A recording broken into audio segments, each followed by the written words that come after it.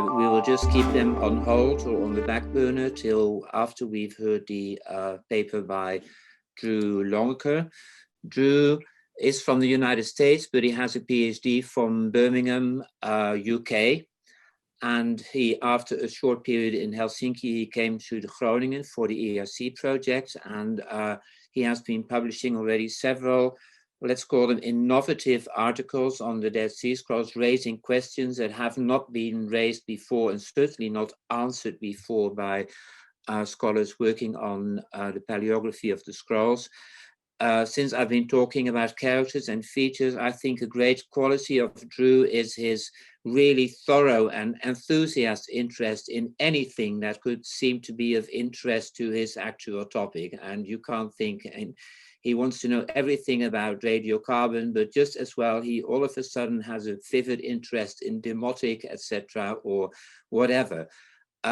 Drew, I don't know exactly what you'll be talking about, but please, the floor is yours. Go ahead. Thank you. Let me see if I can share this. And let me know if you can see that, Ibert. We can see it, yes. But Okay. you're now the conclusions. You Yeah, should start at the beginning. I recently watched the movie Tenet, and I was like, that's more fun. Okay.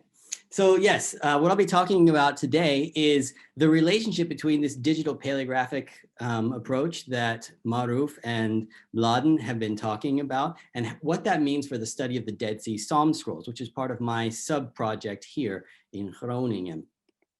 Now, to give a little bit of background, we won't go into detail, but some scholars, when studying the Dead Sea Psalm scrolls, have used the dates assigned by paleographers to try to suggest that there may have been certain diachronic developments in the text of the Psalter. Most prominently, Gerald Wilson has made this argument. You can see in the bottom left a table summarizing his views. He takes all of the Psalm scrolls, which he finds sufficient evidence, the dates of the scrolls, and puts them in chronological order, and then says whether they conflict with the Masoretic text order, that is the order of the Psalms in the medieval manuscripts.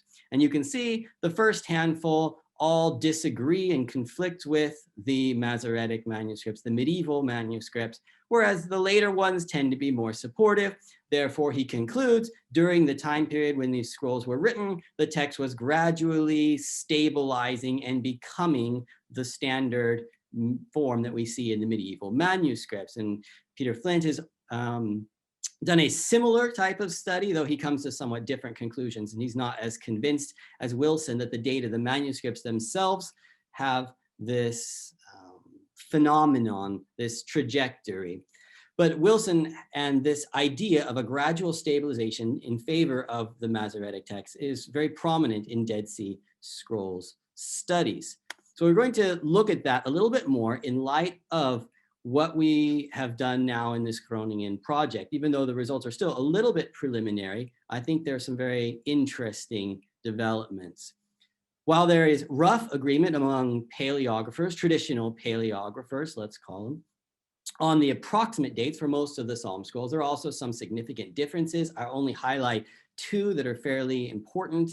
4Q98A in its principal edition is dated to the Herodian period, or around the turn of the era, up to the destruction of Qumran, basically. I suggested on paleographic grounds that it was significantly earlier than that, but we have a significant difference between paleographers here and how they would date that one by over a century. And also 4Q98G, which is probably one of the oldest of the Psalm scrolls, I've argued, and most have argued, but there are some who have argued for a significantly later date as well. So we have some disagreement amongst manuscript scholars, but even when paleographers do agree, that does not necessarily guarantee the level of accuracy we might hope for.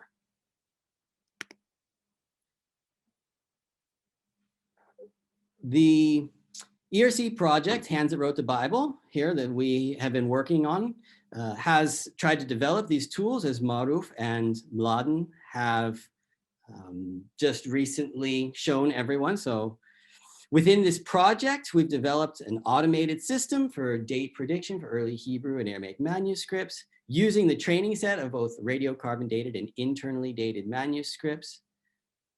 The features we're extracting include both textural and allographic features, looking at the general curvature of the entire piece and also specific components of letters.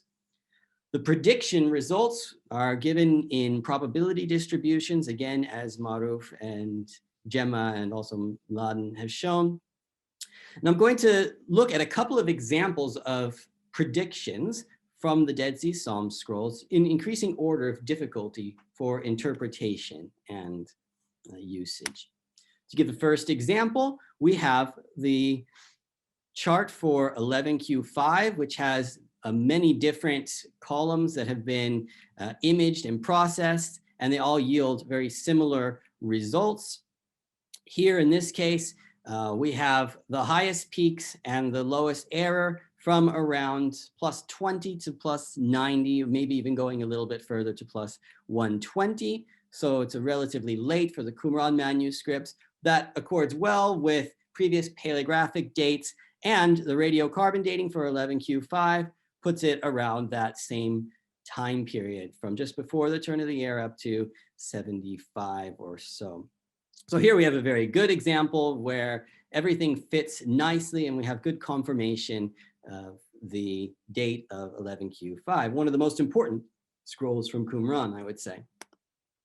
On the other side of the chronological spectrum, we have the very interesting case of 4Q83, 4Q Psalms A. When you look here, you see a good peak between 200 and 150, but very high margins of error, whereas it's a little more stable between 300 to about 200. So more than likely, according to this prediction, it dates approximately to the 3rd century. This is very interesting. In previous dating, it's been dated to the 2nd century, already widely recognized as one of the oldest of the Qumran manuscripts, but the system here suggesting that it could in fact even be a little bit older than other scholars have suggested. That's very interesting because around this time period is when many scholars are suggesting to put the final editing and composition of the Psalter. So those who put it in the 2nd century have always had a bit of a problem with this scroll in that it kind of butts up against that. But if it's true that this manuscript is dated even earlier, you have an even higher level of significance for these redactional models of editing of the Psalter. So it's very interesting that the system is suggesting it could even be earlier than other scholars have suggested. The same thing a little bit for 4Q98. This is one of those ones where I suggested that different paleographers had disagreed. I suggested a significantly earlier date than is in the principal edition by Skihan, Ulrich, and Flint. The suggested prediction for 4Q98 is about 150 to 100. That's where you get the lowest margins of error. So it's slightly older even than my earlier date. 4Q85, we have here again a good hump with relatively low margins of error, -40 to +20, which accords relatively well with previous datings, which call it late Herodian, means the middle of the 1st century CE, though it's slightly earlier than had been proposed in the past. And here it's a little bit difficult to interpret because there's such a big hump before, again, between 200 and 150, but you see extremely high margins of error. So it seems like the later hump is the more plausible part of the prediction. We have a couple more difficult cases. Masada 1F, it's a small fragment from Masada. And when you look at the chart here, very interesting, there's not really anything obvious that stands out as a plausible hump. There are varying degrees of plausibility at different dates, but nothing stands out. The predictive value of this image is very low. It's hard to even come up with any particular suggestion. It's been dated quite late by most scholars. And one of the reasons I think you see this weak predictive value is the image quality. And here I show you an example of the binarized image. And you can tell it's very messy. It's, first of all, there aren't very many characters, which is always a problem. And there are many breaks in it. Some of these have to do with the binarization, but much of it also is on the manuscript itself. So the nature of the binarization is key here. And the manuscript, the image itself, does not really yield good results, which is something to bear in mind. Their predictions can only be as good as the data that you put into the system. Another example, which is potentially even a little bit more problematic, here we seem to have a relatively strong prediction between -200 to -150, though the error is still relatively high.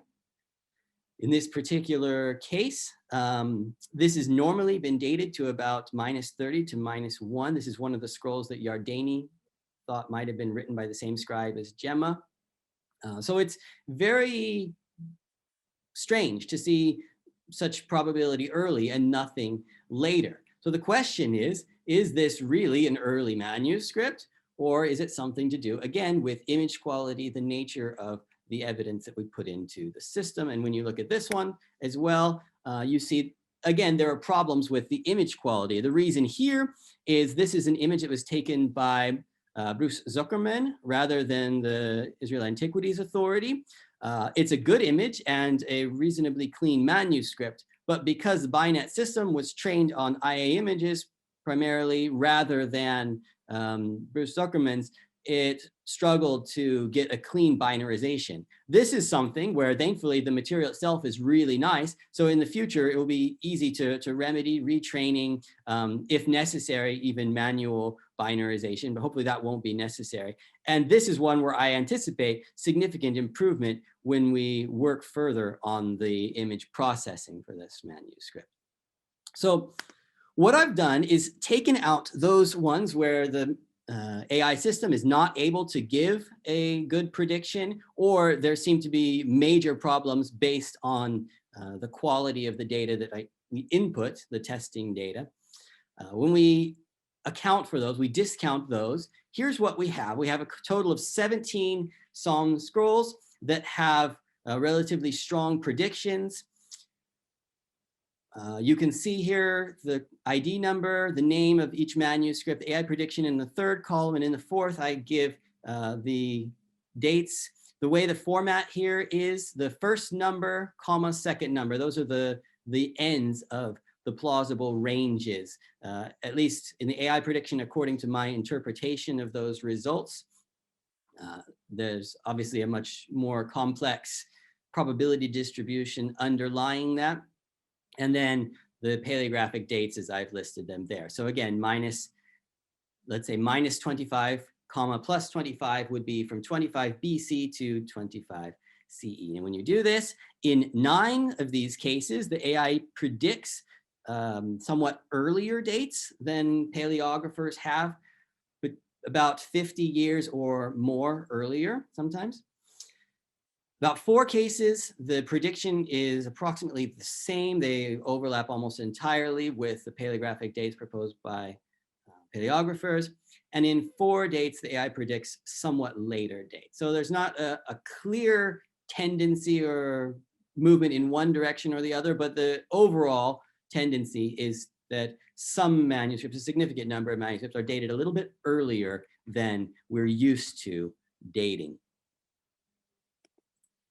Now, what I've tried to do is take this and expand it and show the relationship between this diachronic development in handwriting and manuscript copying with questions of text type. And you can see in the first table here, I have taken these categories of Wilson, whether it agrees with the Masoretic text or whether it disagrees with the order of these medieval manuscripts, plotted them in bins. This is not a perfect categorization, but it's good enough to make the point. And what you see is there's no correlation between the predicted dates of the manuscripts and the text type. There are manuscripts that agree with MT and manuscripts that disagree with MT, basically throughout the entire spread for which we have manuscripts. There's no clear diachronic development. In a forthcoming article in Vetus Testamentum, I've tried to give a more nuanced way of classifying and categorizing textually these manuscripts. But again, you can see there's no real clear correlation between any of these text types and the dates as we have them. So that's the first major point I would like to make and develop. The second thing is, in the same Vetus Testamentum article, I've taken correlations between script type and formality, what type or style of script is used, how regular and formal it is versus informal scripts, how large the manuscripts are in their total overall dimensions, and the textual contents, whether they agree or disagree with other known scrolls, whether they're copies of well-known composition or whether they are unique collections, usually very small collections. And I've tried to show how these all point to two major categories, classifications of manuscripts, let's call them: large, prestigious, professionally produced, and high register presentation copies of the Davidic Psalter, suitable for presentation and communal reading. This is the kind of really nice, beautiful manuscript you would be proud of. You would hire a professional scribe to produce it. You would expect a really nice production. You would take care of it. It would be big and impressive. You would show it off to your friends at dinner. You would have it in your synagogue, wherever you're doing these kind of things. These are really nice presentation copies, and usually they're not very inventive. They just copy conventional contents. On the other hand, you have a number of smaller, lower register, semi-formal and informal personal manuscripts. So these ones, the handwriting is not the same professional calligraphy that you find in the other manuscripts. They're almost always significantly smaller. The margins are smaller. Many features suggest that they're not at the same level as the professional productions. And these often have customized textual contents. They have unique collections, usually very small collections, a handful of psalms, or even sometimes a good number of psalms, but never do you see these kind of psalm collections in broad circulation with multiple copies, in a sense. So when you classify these psalm scrolls into those two categories of presentation copies and personal copies, what you get is, again, throughout the period, there are both formal and informal copies, presentation and personal copies. There's really no diachronic distinction. There's no correlation between the predicted dates and the manuscript type, which is something I've already argued elsewhere. So when I bring together the conclusions, I think we can kind of put to rest the diachrony argument a little bit for the Psalm scrolls, which is an important contribution in and of itself, even if a negative conclusion. The predicted dates are similar to those previously proposed by paleographers, with a tendency towards somewhat earlier dates, especially 4Q83 is interesting. If it's the case that that is already in the 3rd century, that becomes a crucial chronological peg in the development of the Psalter. There are no correlations, on the other hand, between manuscript date and the text type, or between the manuscript date and what type of manuscript it is, whether it's a really nice presentation copy or just a personal informal production. So diachrony, in other words, does not explain the diversity of the Dead Sea Psalm scrolls, in my opinion. Instead, I think we need to be looking for other explanations. And I've particularly explored this idea of presentation versus personal copies, different levels of manuscript production, as indicative of the type of text that you might expect. And with that, I will open it up for questions and comments and stop sharing my screen.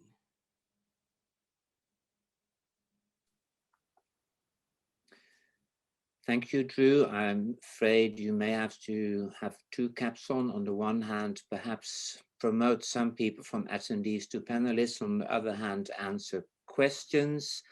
Yeah, Tobias can promote. Tobias can do it. I have at least two questions from France. The one is from Judith, and the other one after Judith will be the one by Daniel Stuckel. Judith, I assume you can just directly ask your question. Hello, thank you very much for this wonderful presentation, and I can't agree more that dating is not the only way of accounting for the diversity, because this is what happens in the medieval period, and there is no reason why it shouldn't be applied to the ancient period too. My question is more specific. So I know your paper about formal, informal. I personally don't like this distinction. I use the word formal as in its etymological sense, which means related to the shape of the letters, and not as a typological classification, but I think that you explained it very well in your article. My question now is about the professional versus personal copies. I agree with you. It is a very important distinction. This is the one that we make in the medieval manuscripts very much so. But I would like to ask you whether you have an idea about ancient manuscripts, what it would mean. So is it the economic distinction in the sense that when you get to a copy that you call informal or personal, which may not be exactly the same, right? You can have a personal copy that we would tend to call user produced. A personal copy, it is, I'd like to understand how you use the word personal. Is it a low cost, economically low cost manuscript that was produced cheaply by anyone for a personal use? Or is it a user produced copy? That means someone sits down and says, okay, I'm going to copy a manuscript for myself. So first question that I have, it's in what sense you use the word personal. And the second question is, what do you mean by professional?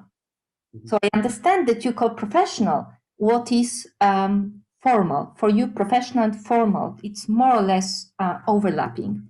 So when you say professional, do you mean that in Qumran there was a profession of scribes which economically earned their life by copying manuscripts? Or do you mean this is the function of the manuscript, for instance, to be read in public display, and so on and so forth? Do you have any inkling about how you, because in the Middle Ages we know quite well how we define our categories, but how do you define your categories? What is professional and what is personal? Wow, thank you. That's a very interesting and helpful question. And I wish I had the Cairo Geniza and I had the marriage contract of this scribe and his letter to his patron. Unfortunately, I don't. So I'm working primarily with the manuscripts themselves. So we're limited in those contextual conjectures. I will go ahead and make a few conjectures just to make suggestions of how I see things. For me, I think these questions, you have to approach them from a very multimodal perspective. It's not just a question of profession or not. A professional can also produce a personal copy if he's just not that interested. He's not producing anything that he wants to show off, right? And even a unprofessional scribe who's not paid to do the work can still produce a nice manuscript if he has a certain level of skill. So it's not just professional. It's not just handwriting. It's not just the margins. It's not just the preparation of the parchment and things like that. There's a combination of factors which tend to go together. And I think that's what I'm getting at. It's not one single binary distinction. It's a cluster of features. So when I think of informal manuscripts, the handwriting is less than the really nice professional things. And I think you can make a distinction there.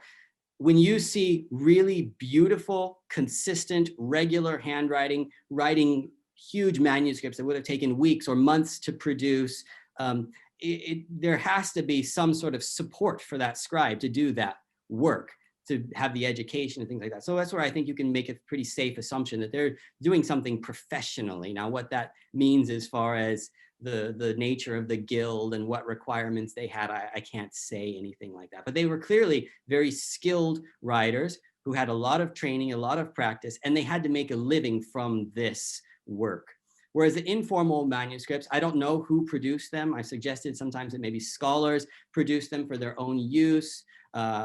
Presumably most of these people were highly educated writers, at least. Maybe they weren't like uneducated or unskilled writers. They just were not copyists who were tasked with the mechanical task of producing beautiful things. They're designed mainly to use it for themselves or others who are familiar with their handwriting and their peculiarities and things like that. So I think, to me, if I had to bring it down to one factor, which I think is the overall differentiation, I think it has to do with that function. A really nice, beautiful manuscript is designed to be shown off and perform a function. It's in a presentation sense. And all of the other factors build up to that. And the same thing for an informal thing. They're not interested in really putting the extra effort in. So it shows in every other factor because it's just something that they're using themselves. I wish I had more context that I could give you, but from the manuscripts themselves, that's my intuition. Okay. I decided to throw around the questions. The next question goes to Sydney. Sydney, can you pose it yourself? Yes, yes. Thank you, Drew, for this interesting paper, and thank you, Judith, for your follow-up question. Mine is a follow-up.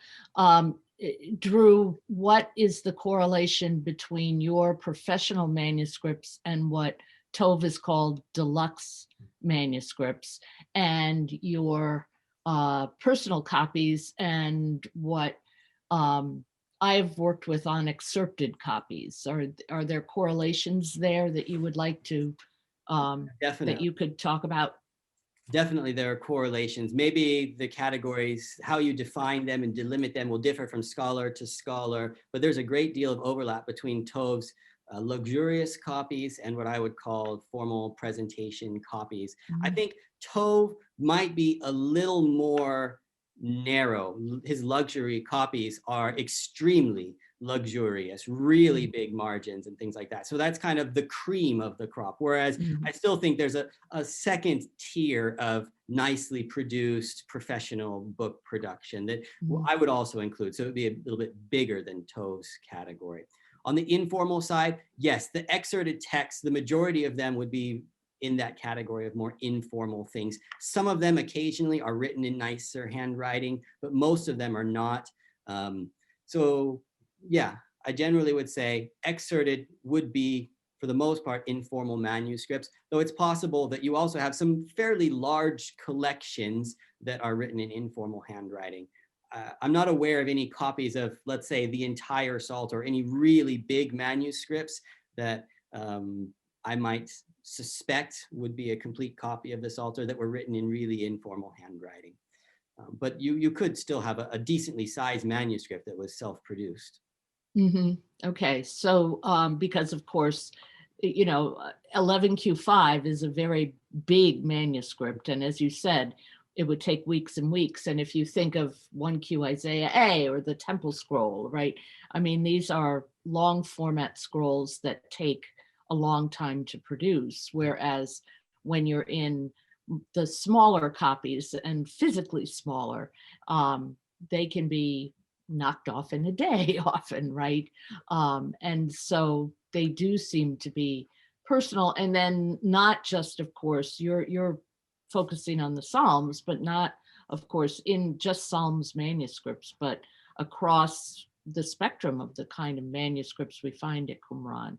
So probably we can extrapolate your Psalms categories to general categories for the scrolls. Yeah, exactly. I think for the excerpted text from the Pentateuch, whether it's the really messy Tefillin up to the bigger excerpted texts of Exodus and Deuteronomy, generally speaking, the same type of categories often apply. So yes, I think it's a broader category beyond just the Psalms. I've just kind of built this as a framework that I can then look carefully at the Psalms and see how that makes me interpret the Psalm scrolls. Great, thank you. Thank you, Drew. Thank you, Sydney and Judith, for these questions. We have 15 minutes for a more general discussion, and I think a very good question to open this general discussion is one by Daniel Stuckel, which he might pose to any of the four who presented. So Daniel, just go ahead and we'll see who's going to answer. Thank you very much. So first of all, thanks a lot for all these very interesting presentations to all of you. my main question is that I'm feeling in front of a black box, which is, how do you get from the very large intervals down to very narrow 50-year spans? Like when you have dates from 200 before to 50 after in the curve, how do you decide that this is 40 to 10 plus?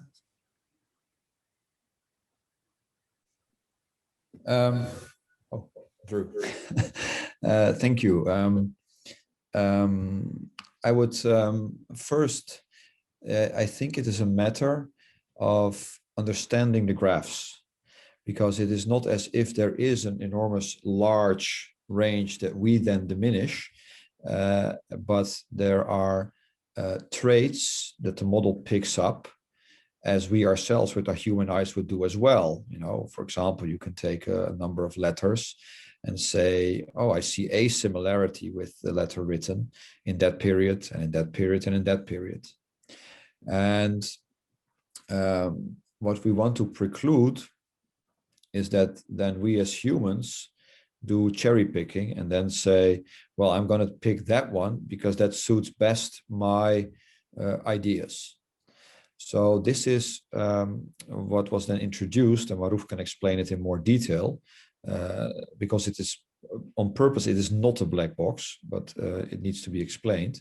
And these are the error bars that indicate the likelihood of a possibility to be less or more likely. And that is when you come to the date ranges that we give. So it's not that you have the totality and then we just say, okay, now it's only this 50 or 40 year period, but it's based on the model and the training by C14 data ranges. And it's also an accumulation of C14 data. So if you have, for example, one C14 date, and maybe I can put my screen to sharing again. Where is it? Here. Just to briefly get to. Can you see my screen again, Daniel? Yes, we can. Yeah. Okay. Let's just check which one. Here.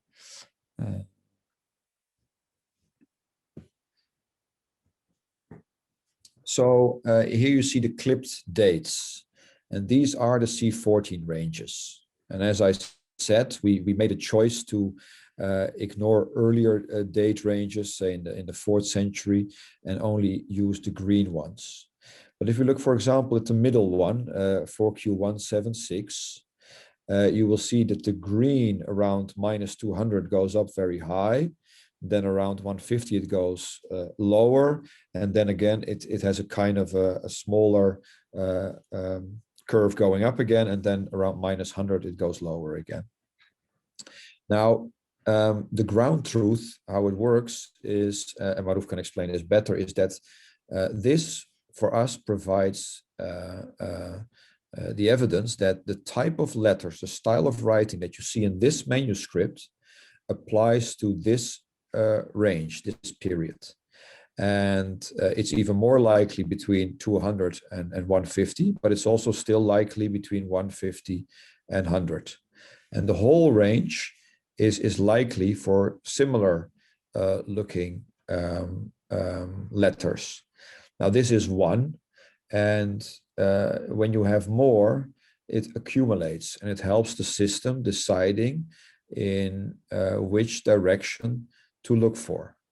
Now, this is the start of my answer to you to say this is part of the training and of the model, that we don't just as a black box decide to make a whole range much smaller, but it's based on this training of the data from the C14. Maruf, maybe you can explain a bit more or differently. Could I ask you to take one of the graphs of that Drew just presented, just any of those scrolls, 11Q18 or whatever he took?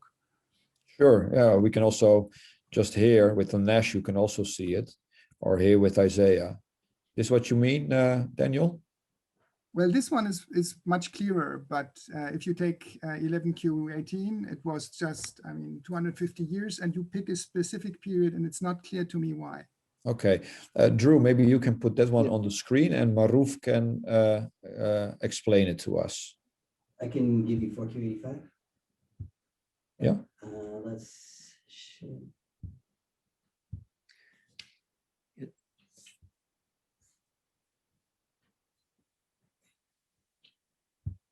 Okay, can you see this one, Daniel, and everyone? This is what you're referring to, Daniel, right? Yeah. Yeah, okay, excellent. Maruf, can you help us here? Yeah, the thing is that maybe I will quickly say a bit of background. So the C14 data, the training data that I get, we already presume that this data is true and correct. And once we presume that, then each of the C14 radiocarbon dates is correspond to the handwriting of that manuscript. Then that goes into the training. So one of the key issue here, you see that even though each of the manuscript is written in one particular period of time, for sure, but we don't know that. So rather than giving one period, we get a probability range. So that's why that probability range goes into the training, and also in the prediction, you get a probability range. Now, the thing is that these are raw data, as Mladen explained, these are really fresh. So we are like, it is kind of like last week data. So we are still refining it. So, but we can already read through this data. So if you look at there, the blue line that is going there, you can see that that is the average of the mean for 3 or 4 different fragment of or different parts or image of 4Q85. Then this mean shows where the probability lies. So if you just look at the blue lines itself directly, it is difficult to really say where it is. And yeah, Daniel is completely right. It can be like minus 400 and that area to minus 440. It can also be like minus 200 up until plus 30 or something like that. And then it is also possible that it can be in minus 130 to, sorry, plus 130 to plus 150. You're completely right. But this is a so we are also introducing the non-linearity. So each of these 10-year beans, so they are actually 10-year beans or 10-year bars, we're also introducing what is the standard deviation or what is the error that can occur there in a way. And these are the red vertical bars you see. And this is what is giving you the clue of where to pick that blue bar. So if you look at the one in minus 450 to minus 400, you see that there is a blue peak, and that is a mean, that is a probability, no doubt. But if you look at the red bar there in exactly at minus 410 or something like that, that red bar is really high. So if you take that probability, you also take a high risk of being wrong. So is it completely wrong? You can never say. This is why we are working with probability, but that being right is a really low amount of chance. That's the only thing. So we are kind of working on what has a more chance on this probability range. And this is what actually Drew is trying to find. And in any way, I have to admit that this kind of graph is really difficult to interpret in a way for everyone, even sometimes for me, because what Drew and everyone, even I am interpreting now, is a visual inspection. And you can always say, yeah, what is the mean by standard deviation or a Z transform? What does that show? So this is what our next step is, to make a clearer prediction out of these raw predictions. I can clearly understand why it's not minus 400 or plus 130. But if I see on this, why wouldn't it be minus 170? It can be, yeah, it is completely right. And that's why we have to judge how much is the mean there and how much is the standard deviation is there. And one thing we can directly do is do a Z transform, like mean by standard deviation, but that will not give you exactly what is happening there.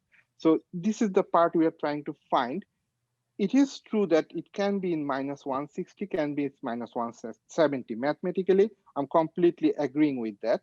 But we have to make how to say, more precise decision by seeing the error bars.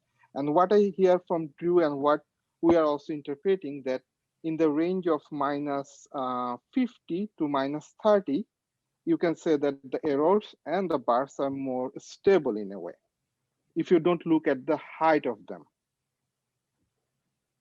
And why the height is also higher in minus 200 to minus 150, it also has to do with the L2 weights of how all the training data is distributed.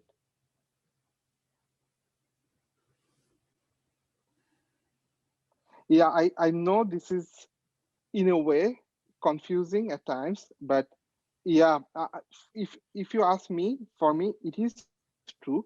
But then if you want to really decide of these two humps which one to take, then we have to do a bit more further mathematical analysis to get a precise prediction out of it.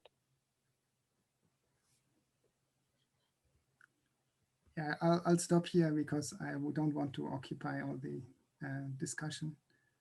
Thank you very much. Thank you.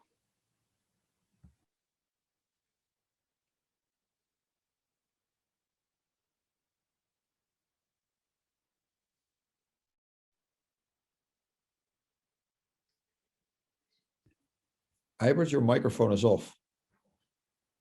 Sorry. There's a kind of follow-up question by Mark Michaels. Could you pose that question, please? Yeah, I was just trying to understand why the standard deviation around the norm isn't a bell curve. It always seems to be skewed to the right, or is that something about C14 tests?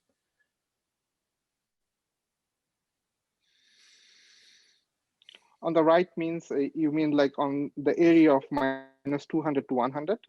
Yeah, so you've got a normally on a standard deviation, you would see a bell curve. Here, it goes up as a peak, and then mostly on the right-hand side, you see towards the sort of end of into CE. What is that? Is that yeah, a mathematical issue? So if I understand correctly, you're talking about that normal Gaussian would have a mean and a standard deviation in both sides, as right? a bell curve either way, but yeah. These curves are not really Gaussian. So Okay. for each of the bin, they're Gaussian. And that's why if you talk about any of the 10-year bin, let's say, so any of the 10-year bin that is, let's say, minus 190 to minus 200, the bar you see is the mean of the Gaussian, the bar that is coming from the y-axis or the x-axis, and the red bar, error bar, you can consider it as standard deviation. So it is kind of like a 3D thing. So if you move it around, then you see a lot of Gaussian in each of the 10-year bin. Okay. So it is kind of like shifted and sliced down.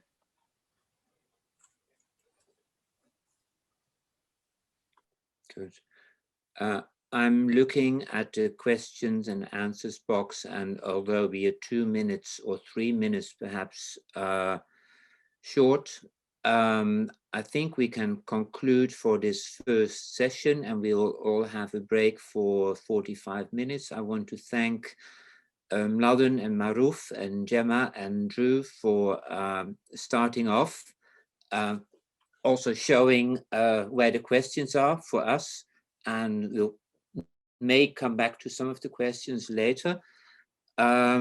Thank you for all those who were joining this first round of questions, and thank you for being here, and please come back.